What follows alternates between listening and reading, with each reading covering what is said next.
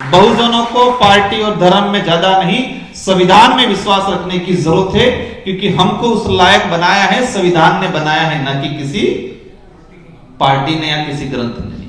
हमें दूसरों से लड़ाई लड़ने से ज्यादा हमें हमारे समाज के दिव्यांग हैं, मानसिक दिव्यांग, उनसे लड़ने की जरूरत है। राजनीतिक पार्टियों और धर्म में इतना उलझ गए कि आरक्षण के लिए कई किसी को लड़ाई नहीं करेंगे, लेकिन धर्म के लिए लड़ाई कर देंगे। समाज और रिजर्वेशन पे अटैक होगा, हम रिएक्शन नहीं करेंगे, लेकिन धर्म और राजनीतिक उसकी पार्टी पे रिएक्शन होगा, अटैक होगा, तो हम खतरनाक रिएक्शन करेंगे। जातिगत जनगणना की जो डिमांड सारी क्षेत्रीय पार्टियां और ओपोजिशन ने मिलकर पुरजोर तरीके से उठाया था, सरकार को मजबूरन मानना पड़ा। या तो निजीकरण रोका जाए, निजीकरण नहीं रोका जा रहा है तो निजीकरण में रिजर्वेशन पॉलिसी पूर्ण रूप से लागू करनी पड़ेगी। इसके लिए यात्रा निकालनी पड़ेगी।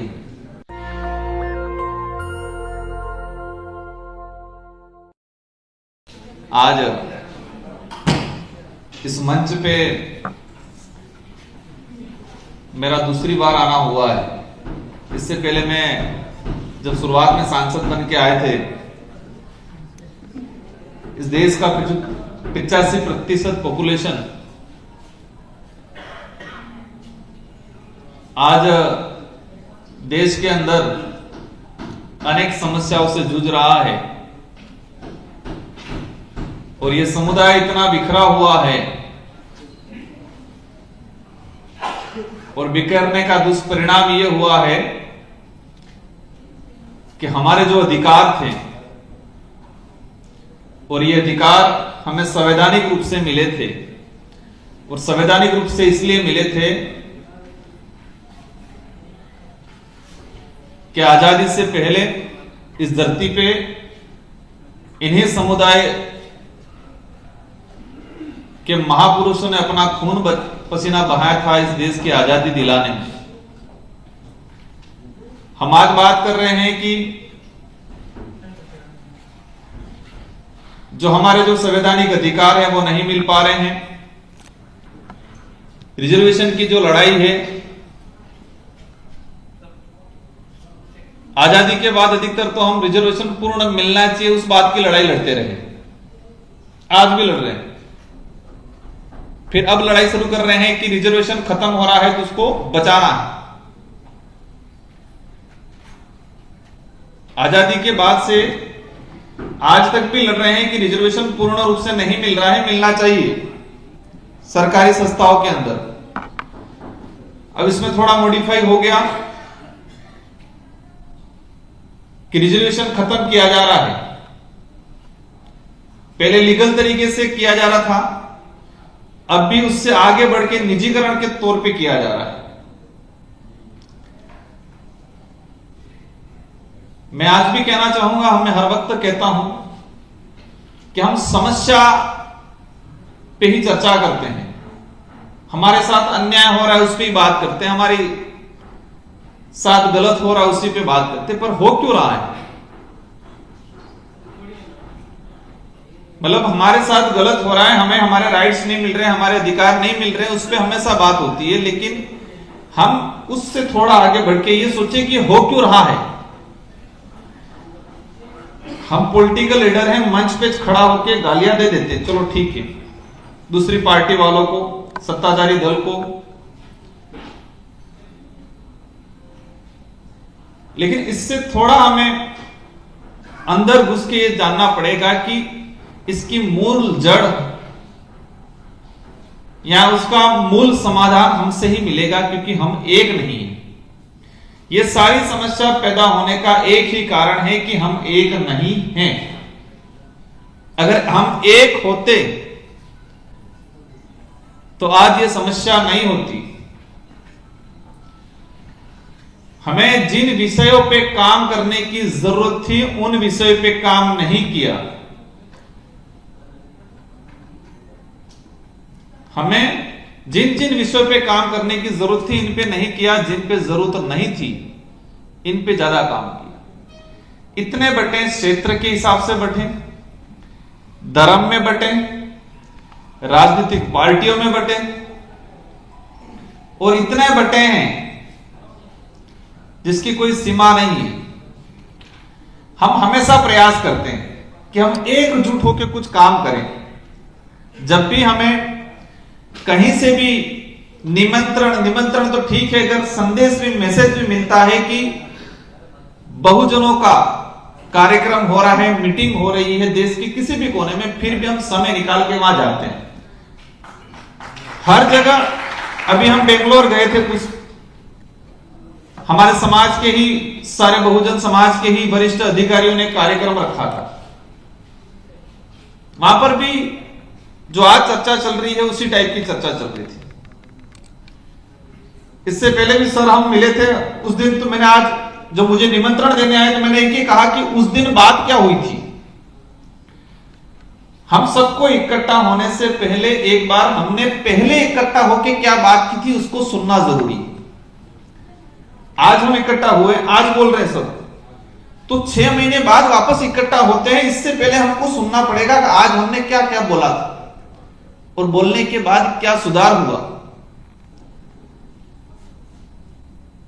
तो उससे हम खुद समझेंगे कि क्या बोले थे, क्या कर रहे हैं, क्या रिजल्ट क्या मिला हमें। मैंने सर को सजेस्ट किया था कि आज यही की समस्या सब गिनाएंगे, लेकिन इसका समाधान कैसे होगा उस पे बात करनी है। पहले समाधान कैसे होगा, और समाधान करने पे जब हम पहल करेंगे उसमें कठिनाइयां क्या क्या आएगी उस पे बात करनी। जब इस समस्या का समाधान करने हम एकजुट होंगे, कठिनाइयां आएगी। पहली कठिनाई आएगी कि हम राजनीतिक संगठन में बंट गए, पार्टी की तरफ से व्हिप जारी हो जाएगा हमारे नेताओं को कि नहीं जाना है।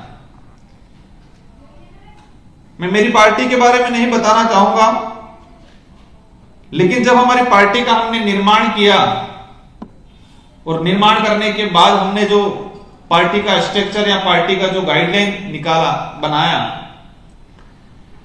हमने एक ही तय किया कि हमारी पार्टी के अंदर जो व्यक्ति समुदाय के प्रति उत्तरदायित्व, समुदाय के प्रति जवाबदेही होगा वही लीडर बनेगा, ना कि पार्टी के प्रति। जो व्यक्ति समुदाय के प्रति उत्तरदायित्व होगा, उसके प्रति जवाबदेही होगा, वही लीडर बनेगा। जो व्यक्ति पार्टी के प्रति वफादार होगा, जो व्यक्ति पार्टी के प्रति जवाबदेही होगा, वो लीडर नहीं बनेगा। मैं पार्टी का एज ए सांसद होने के नाते भी यही बोल रहा हूं कि हमारी पार्टी में भी पार्टी के प्रति उत्तरदायित्व ज्यादा निभाया या पार्टी के प्रति ही काम किया, लेकिन समुदाय के प्रति काम नहीं किया, तो उसको लीडर नहीं बनाया जाएगा। मैं मेरी पार्टी के लिए बोल रहा हूं। ये काम इस देश की सारी क्षेत्रीय पार्टी और राष्ट्रीय पार्टियों के अंदर जो हमारे समुदाय से लीडर जा रहे हैं उनके अंदर भावना जगानी पड़ेगी। बाकी ये हमें चर्चा करके सिर्फ हमारा सबका समय निकलेगा, मैं डिमोटिवेट नहीं कर रहा हूं। मैं यही कह रहा हूं कि जब भी हम इकट्ठे हो रहे हैं, जब दोबारा होंगे उससे पहले हम सबने क्या क्या बोला था, उसका रिजल्ट क्या आया, वो सुनना जरूरी है, सोचना जरूरी है। इसके बाद दोबारा हम इकट्ठा हों। रिजर्वेशन को खत्म किया जा रहा है पूरी तरह से निजीकरण करके। मैं ट्रेन से आता हूं, ट्रेन में हमारे भाई मिलते हैं, कहते हैं कि हमारा शोषण होता है, ले लिया जब मर्जी है ठेकेदार निकाल रहा है। हर सेक्टर में निजीकरण हो रहा है दबा के। ये जातिगत जनगणना की जो डिमांड सारी क्षेत्रीय पार्टियां और ओपोजिशन ने मिलकर पुरजोर तरीके से उठाया था, सरकार को मजबूरन मानना पड़ा। लेकिन ये सरकार कैसी है, ललचा के रखने वाली। अभी तक क्लियर नहीं किया है कि कब तक कराएंगे, कैसे कैसे कराएंगे। एक डेडलाइन तय होती है, वो डेडलाइन अभी भी तय नहीं है। 2011 में जनगणना 2022 में करानी थी, अभी भी डेडलाइन तय नहीं है। तो हमारा रिजर्वेशन का सॉल्यूशन भी इसके साथ ही कराना पड़ेगा। जैसे जनगणना होती है, इसके बाद ही देश के अंदर रिजर्वेशन अगर या तो निजीकरण रोका जाए, निजीकरण नहीं रोका जा रहा है तो निजीकरण में रिजर्वेशन पॉलिसी पूर्ण रूप से लागू करनी पड़ेगी। इसके लिए यात्रा निकालनी पड़ेगी। हम राजनीतिक पार्टियों और धर्म में इतना उलझ गए कि आरक्षण के लिए कहीं किसी को लड़ाई नहीं करेंगे, लेकिन धर्म के लिए लड़ाई कर देंगे, पार्टी के लिए लड़ाई कर देंगे। करेंगे कि नहीं करेंगे? हम वफादार जिसके लिए होना चाहिए उसके लिए वफादार नहीं है। समाज और रिजर्वेशन पे अटैक होगा, हम रिएक्शन नहीं करेंगे, लेकिन धर्म और राजनीतिक उसकी पार्टी पे रिएक्शन होगा, अटैक होगा तो हम खतरनाक रिएक्शन करेंगे। यही हो रहा है। बहुजन की बात कर रहे हैं हम, लेकिन बहुजन सबसे ज्यादा उसके अंदर घुसा हुआ है और इस अपने राइट्स पे अटैक हो रहा है, रिएक्शन नहीं कर रहा है, लेकिन अपने पार्टी पे या अपने धर्म के जाल में अटैक हो रहा है तो वो रिएक्शन कर रहा है खतरनाक। मैं आज पहुंचा हूं या रिजर्वेशन के आधार पे पहुंचा हूं, मैं पार्टी या धर्म के आधार पे नहीं पहुंचा हूं। अगर वही होता या तो मैं किसी घंटा बजाने का भी नंबर नहीं मिल रहा, बहुजन को मिल रहा है। राजस्थान के अंदर अभी वर्तमान सरकार ने एक योजना लाई कि सारे पुजारियों को मासिक मानदेय मिलेगा। अच्छी बात है, मिलना चाहिए, लेकिन कुछ जगह बहुजन के भी पुजारी हैं लेकिन उनको नहीं दिया जा रहा है, लेकिन घंटा हम सबसे ज्यादा बजाते हैं। उसको लेके हम लोग लड़े तो हमारे भाइयों ने कहा कि तुम तो धर्म विरोधी हो। मैंने कहा राजस्थान के अंदर मंदिरों में जो पुजारी हैं उनको आप योजना के तहत तो मासिक 7,000 रुपए दे रहे हैं, तो कई बहुजन के भी हैं, आदिवासी पुजारी भी हैं, दलित भी है, पिछड़ा भी है, ओबीसी भी है, उसको क्यों नहीं दे रहे हो? तो लोग हमारे ही भाई बोलने लग गए कि आप तो धर्म विरोधी हो। बातें बहुत सारी हैं, मैं प्रयास करूंगा कि आप सबकी जो भावना है उसको पार्लियामेंट में उठाऊं, लेकिन इससे भी ज्यादा मैं आप सबसे उम्मीद करूंगा कि ये मुहिम इस कमरे तक नहीं, इस देश के अंदर रहने वाले प्रत्येक बहुजनों के घर तक पहुंचनी चाहिए। हर घर में ये चर्चा होनी चाहिए कि रिजर्वेशन खत्म हो रहा है, निजीकरण हो रहा है। बहुजनों को पार्टी और धर्म में ज्यादा नहीं, संविधान में विश्वास रखने की जरूरत है, क्योंकि हमको उस लायक बनाया है, संविधान ने बनाया है, न कि किसी पार्टी ने या किसी ग्रंथ ने नहीं। सम्मान करना है, आस्था भी रखनी है, लेकिन मूर्ख नहीं बनना है, मानसिक गुलाम नहीं बनना है। मैं कई बार कहता हूं कि जो शरीर से दिव्यांग है उसका इलाज है डॉक्टरों के पास, लेकिन यहां से बीमार है उसका इलाज नहीं है। तो हमको तय करना है कि हमारा समाज यहां से ज्यादा डिस्टर्ब है कि यहां से ज्यादा डिस्टर्ब हो रहे हैं।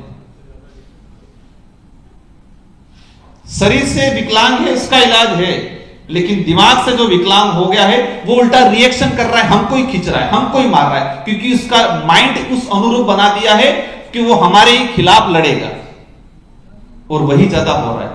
हमें दूसरों से लड़ाई लड़ने से ज्यादा हमें हमारे समाज के दिव्यांग है, मानसिक दिव्यांग, उनसे लड़ने की जरूरत है, और उसका भी इलाज है, करेंगे समय आने पर। एक न्यूज छपी थी 2022 में, देश में माहौल बन रहा था कि देश को आजादी अब मिल रही है और देश को नया संसद भवन मिला। अंग्रेजों का बनाया हुआ संसद भवन से हमारा स्वदेशी संसद भवन के अंदर अब देश की संसद चलेगी, ये माहौल चल रहा था। और उसी दौरान हमारे इलाके के अंदर एक नई राजनीति की शुरुआत हुई थी, और नई राजनीति वही थी कि कांग्रेस और बीजेपी दोनों ने मिलकर जिला प्रमुख और प्रधान बनाए थे पूरे जिले के अंदर।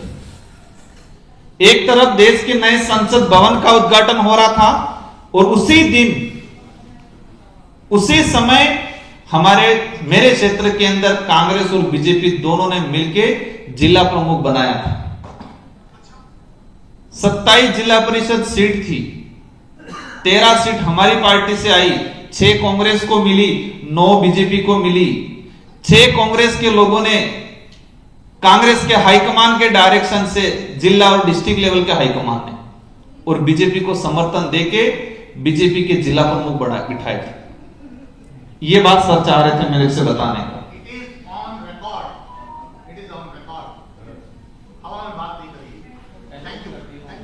तो ये जो वही बात आ गई कि हमें पार्टियों के प्रति वफादार ज्यादा नहीं होना है, हमारी कम्युनिटी के प्रति वफादार होना है और हमारे समुदाय के जो अधिकारी वर्ग हैं, कर्मचारी वर्ग हैं, इनको पे बैक सोसाइटी पे काम करना पड़ेगा कि समुदाय ने हमें सर्टिफिकेट दिया है, उस आधार पे हमें कुछ मिला है, तो हमारी जिम्मेदारी है कि हमें रिटर्न समुदाय को कुछ दे और वही हमें आगे मजबूती से सबको। और मैं प्रयास करूंगा जो आयोजन कमेटी है इस मुहिम को देश लेवल पे छेड़नी पड़ेगी और नहीं छेड़ेंगे तो बहुत जल्दी हालत खराब होने वाली है, बस दिख नहीं रहा है और जब दिखेगा तब हमारे हाथ में कुछ नहीं रहेगा संभालने के लिए। इन्हीं शब्दों के साथ धन्यवाद, आभार, जोहार, जय भीम।